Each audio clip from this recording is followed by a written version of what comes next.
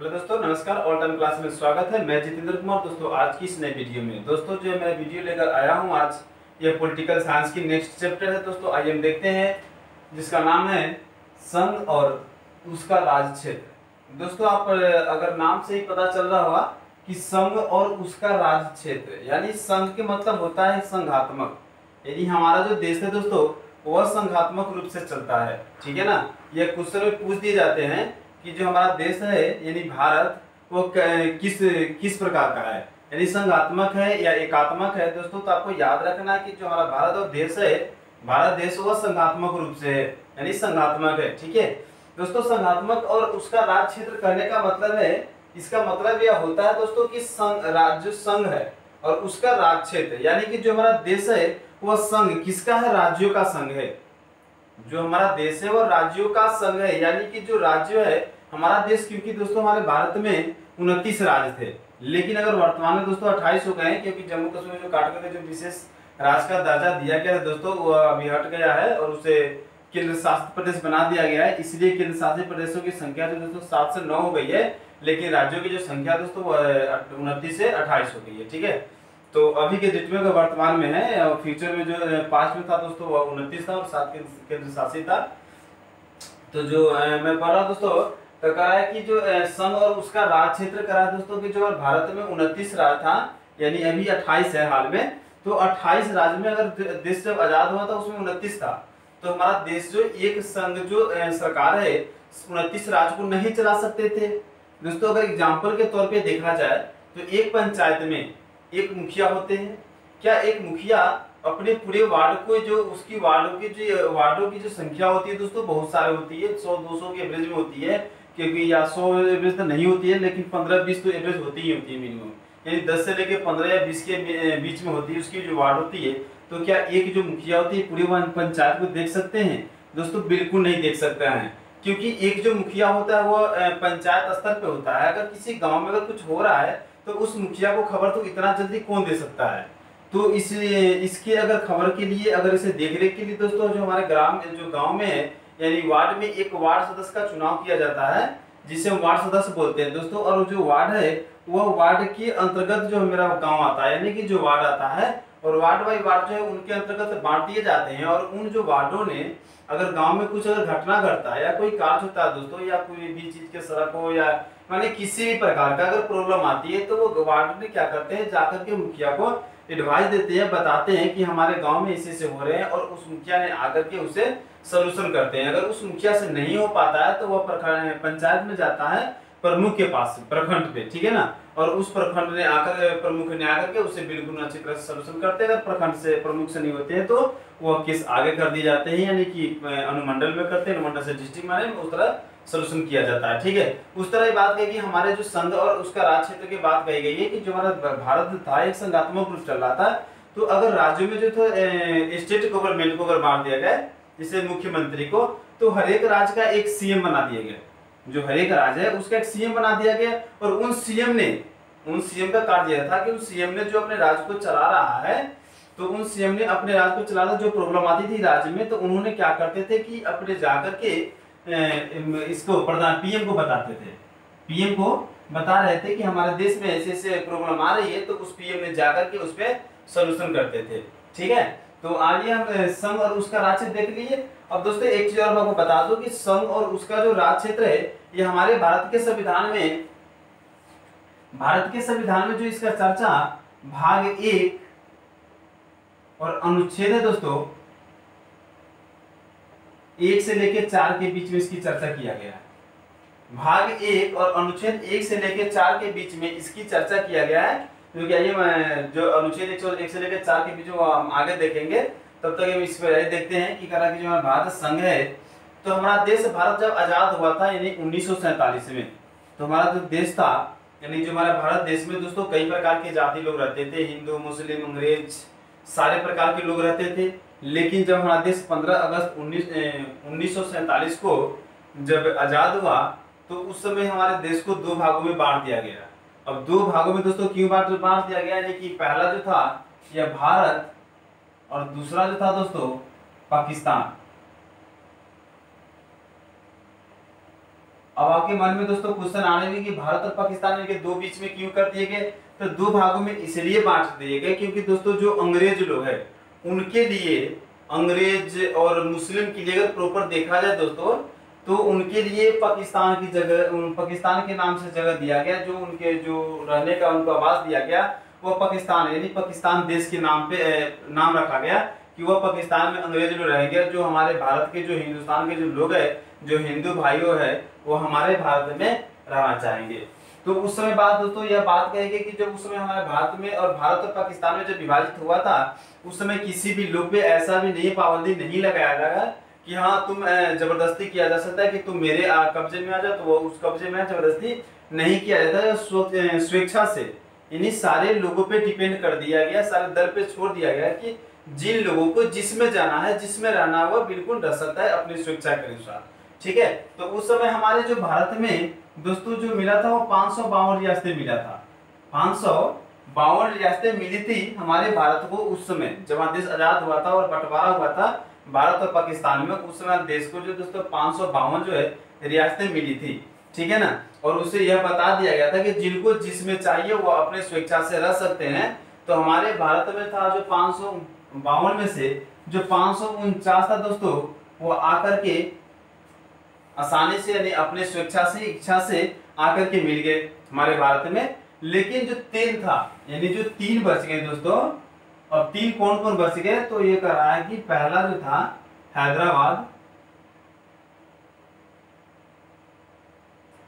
जो दूसरा था जूनागढ़, और तीसरा दोस्तों था, यह था आपका जम्मू कश्मीर। जम्मू कश्मीर कराई, तीनों ने क्या किया है, तीनों ने रोक लगा दिया कि भाई मैं नहीं मिलूंगा। अब ऐसा नहीं कि पाकिस्तान की तरफ भी जाना नहीं चाहते थे और हिंदुस्तान की तरफ नहीं चाहते थे, ये तीनों यह चाहते थे कि जो मेरा तीनों जो अपना एक संविधान होना चाहिए, एक अपना रूल्स होना चाहिए, उस अपने रूल से फॉलो करेंगे, अपने स्टेट को, रियासतों को हम चला पाएंगे। तो जो हमारे भारत सरकार ने थे ऐसा ये माना बनने से इनकार कर दिया, बोला कि ऐसा नहीं हो सकता है।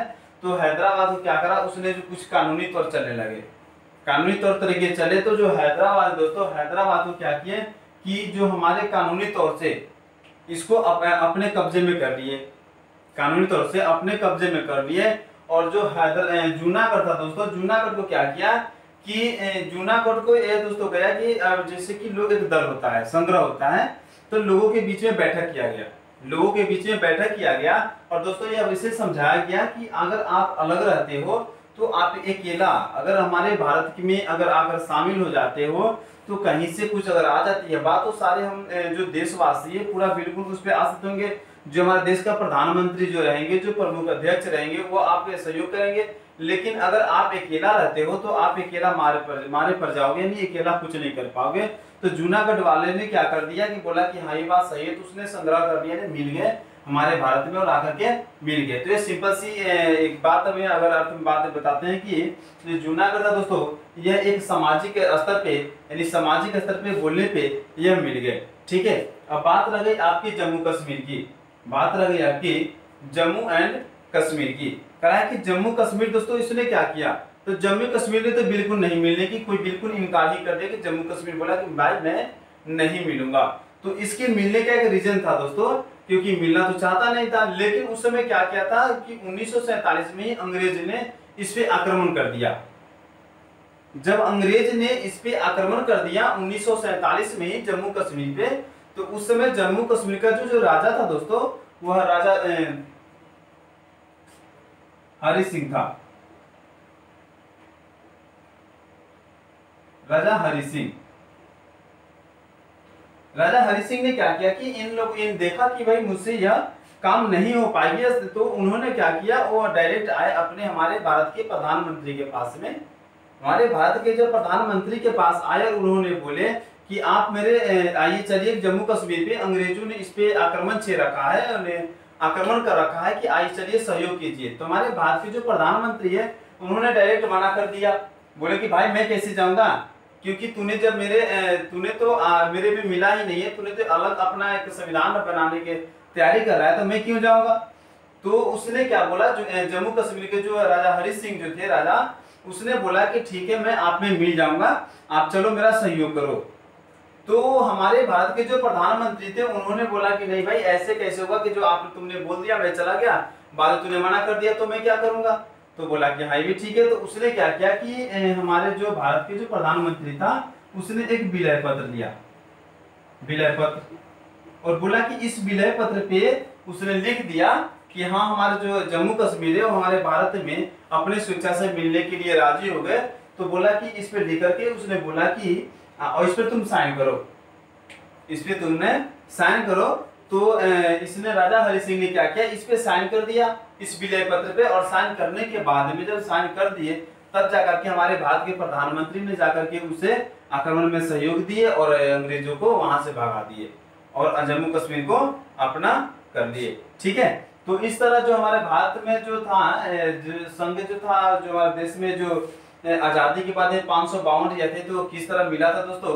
तो 549 तो बिल्कुल पूरी आसानी से ही आ गया था, अपने स्वेच्छा से आ गया, तो उसमें कोई दिक्कत नहीं हुई। लेकिन जो 3 रियासतें था, यानी जो 3 था दोस्तों, वो बहुत ही दिक्कत किया, क्योंकि हैदराबाद, जूनागढ़ और जम्मू कश्मीर, हैदराबाद जूनागढ़ में भी ज्यादा दिक्कत नहीं हुआ, लेकिन अगर ज्यादा प्रॉब्लम हुआ दोस्तों हमारे भारत में मिलने के लिए तो वह जम्मू कश्मीर के हुआ। और जम्मू कश्मीर पे विवाद आज तक भी छिड़ रही है और आज तक भी चल रही है। ठीक है ना। उसके बाद आइए हम देखते हैं कि जो हमारे भारत के संविधान में अनुच्छेद 1 से लेकर 4 के बीच में कहा गया था, तो क्या कहा गया आइए हम देखते हैं।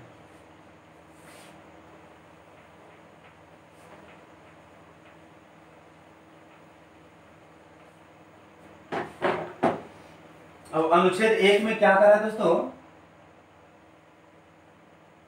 अनुच्छेद 1 में यह कह रहा है, अनुच्छेद 1 में कह रहा है कि जो हमारा भारत है,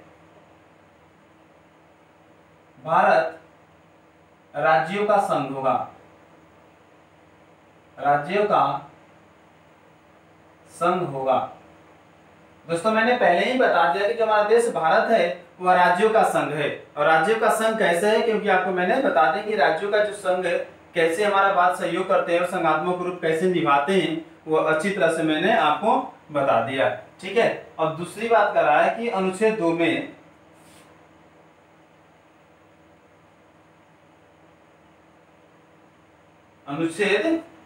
आइए हम देखते हैं करा है कि दोस्तों अनुच्छेद 2 में करा है कि इसे संसद द्वारा करा है कि अनुच्छेद 2 में करा है कि संसद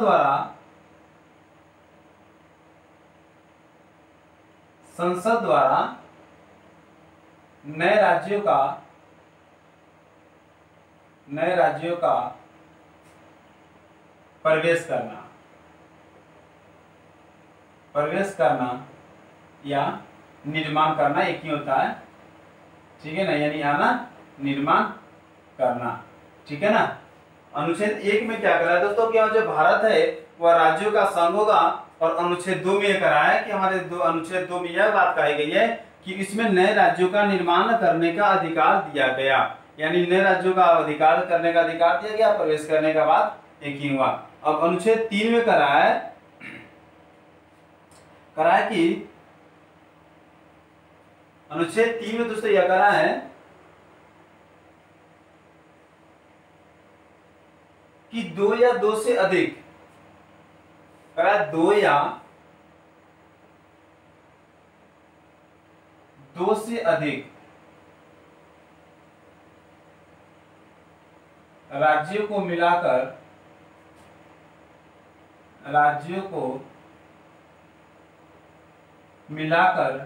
नए राज्य का निर्माण करने की शक्ति, नए राज्यों का निर्माण करने की शक्ति दी गई, निर्माण करने की शक्ति दी गई, शक्ति दी गई। ठीक है। तो अनुच्छेद 1 में करा है कि राज्यों का संघ, दूसरा करा है कि नए राज्यों का निर्माण करना, या तीसरा करा है कि 2 या 2 से अधिक राज्यों को मिलकर के एक नए राज्य का निर्माण करना है, इनकी सलाह से। और अनुच्छेद 4 में दोस्तों कर रहा है,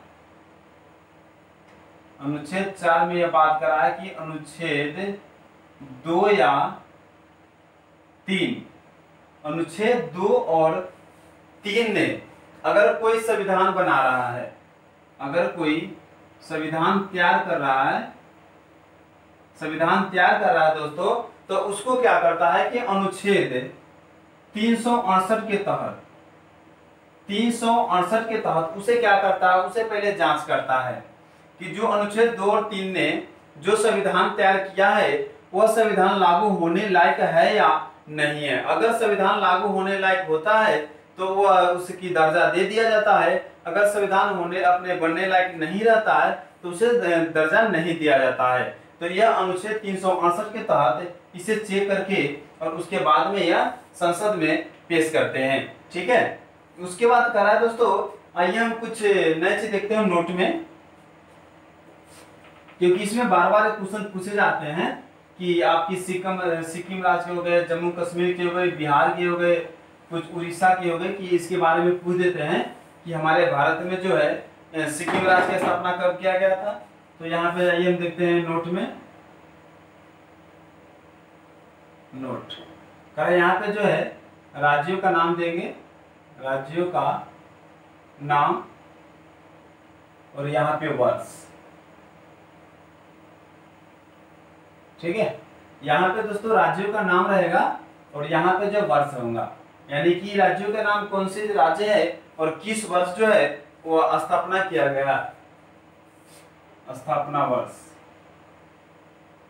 ठीक है ना, तो इसको आपको देखना है। और ये जो मैं बता रहा हूँ दोस्तों, क्योंकि ये जो मैं वीडियो बता रहा हूँ आपको, ये जो मैं आपको बता रहा हूँ दोस्तों, इससे ज्यादा क्वेश्चन आपको संघ और उसके राज्य क्षेत्र से नहीं पूछने वाला है, क्योंकि यह मुझे इतने मैं कॉन्फिडेंस के साथ बोला दोस्तों कि 99% है क्वेश्चन इससे में से ही पूछेंगे, क्योंकि इससे आगे आपके क्वेश्चन नहीं आएंगे। अब हो सकता है 1-2 क्वेश्चन दोस्तों अलग से तो डाल सकते हैं, क्योंकि मैं इतना भी नहीं कॉन्फिडेंस कर सकता हूँ कि 100/100 का मैं चैलेंज कर दूं कि नहीं 100 में से 100 इतना ही में से क्वेश्चन पूछेगा दोस्तों। हाँ, इतना मैं जरूर बोल रहा हूँ, इतना मैं जरूर बता रहा हूँ दोस्तों, क्योंकि आप इससे पास कर सकते हो। आपकी जो अगर जॉब चाहिए, अगर एसएससी, बिहार रेलवे का अगर जो भी है आप, या बीपीएससी का हो या बीएसएस का हो, जो भी चाहे यूपीएससी में भी हो, इस रिलेटेड क्वेश्चन पूछ देते हैं। तो अगर मेरा वीडियो दोस्तों देख लिए हैं, जिन लोगों ने नहीं देखे दोस्तों, उनको क्या कीजिए, रिवर्स कीजिए, उनको आपने शेयर कीजिए और दोस्तों को बताइए। अगर मेरा वीडियो देखे हैं तो दोस्तों, तो इससे मेरी चैलेंज है कि इससे आगे क्वेश्चन कहीं नहीं पूछने वाली है, और ना आपसे मेरी उम्मीद है कि आप कहीं क्वेश्चन एग्जाम में छोड़ पाओगे। ठीक है, तो करा है कि नए राज्यों का, करा है कि राज्यों का नाम है और यहाँ स्थापना वर्ष है, कि जो मैं इधर राज्यों का नाम दे दूंगा और इधर स्थापना दूंगा। तो आइए हम देखते हैं सबसे पहले सिक्किम की, क्योंकि एग्जाम में जो है दोस्तों यह बार बार पूछे जाते हैं कि सिक्किम की स्थापना किस वर्ष किया गया। ठीक है ना, तो सिक्किम की स्थापना दोस्तों और 16 मई 1975 को स्थापना किया गया था। ठीक है, तो यह क्वेश्चन आपके बिहार में पूछ दिया गया था पिछले बार 2016 में, कि सिक्किम की स्थापना कब किया गया था, तो 16 मई 1975 को इसकी स्थापना कर दिया गया था। ठीक है, दूसरी बात कर रहा है दोस्तों कि बिहार की, दूसरी बात कर रहा है कि बिहार का स्थापना कब हुआ था। बिहार का स्थापना दोस्तों 1 अप्रैल 1936 की किया गया था।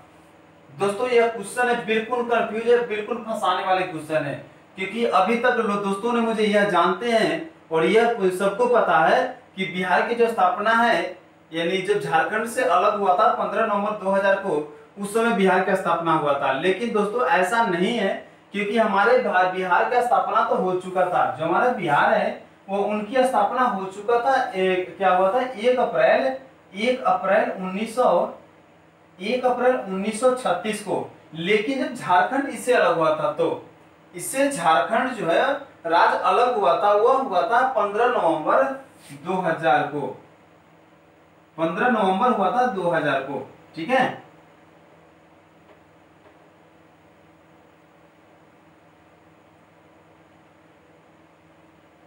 ठीक है ना। उसके बाद कर रहा है झारखंड, तो झारखंड की कब हुआ था 15 नवंबर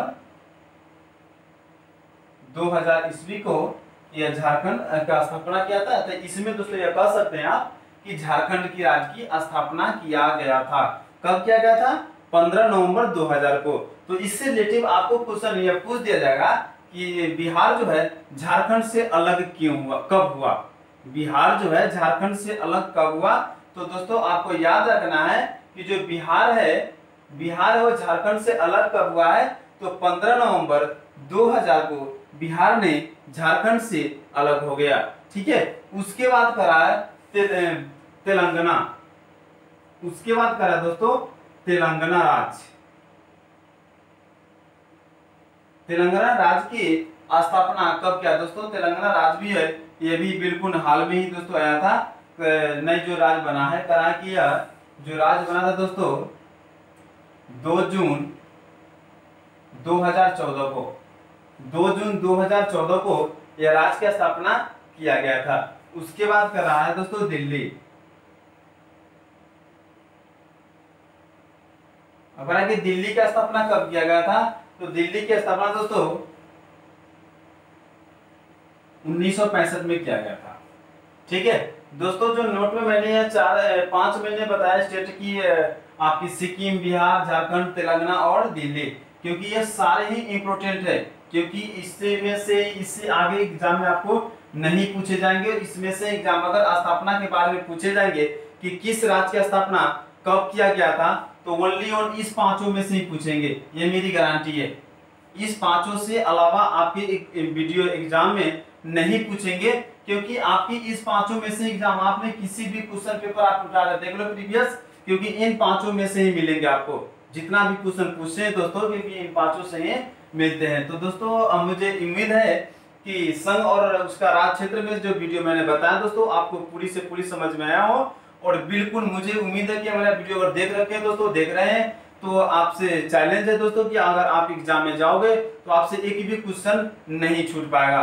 ठीक है, तब तक आप देखते रहिए दोस्तों ऑल टाइम क्लासेस। तब तक मैं इजाजत चाहता हूं दोस्तों, फिर मैं मिलूंगा नेक्स्ट वीडियो में। देखते रहिए ऑल टाइम क्लासेस। मैं आपके से आभारी हूँ दोस्तों। और हाँ दोस्तों, एक और बात मैं बता दूं आपको, अगर मेरा वीडियो दोस्तों आपको पसंद आ रहा है तो उसे लाइक और सब्सक्राइब जरूर करें दोस्तों, ताकि जो मेरा आपका नोटिफिकेशन है मेरे पास पहुंचे और जो मैं वीडियो डालूं दोस्तों न्यू वो आपके पास हमेशा पहुंचते रहे और आप देख करके इसका फायदा उठाते रहिए और आपको कहीं जाने की जरूरत नहीं है। मेरा वीडियो देखते रहिए दोस्तों, आपको कोई भी चैनल पे जाने की जरूरत नहीं है, ना कहीं कोचिंग करने की जरूरत है दोस्तों। जो मैं आपको टॉपिक बता रहा हूँ वह बारी बारी से टॉपिक बताते जा रहा हूँ, क्योंकि अभी जो मेरा जो टॉपिक चल रहा है वो मैं पॉलिटिकल साइंस की वीडियो डाल रहा हूँ दोस्तों।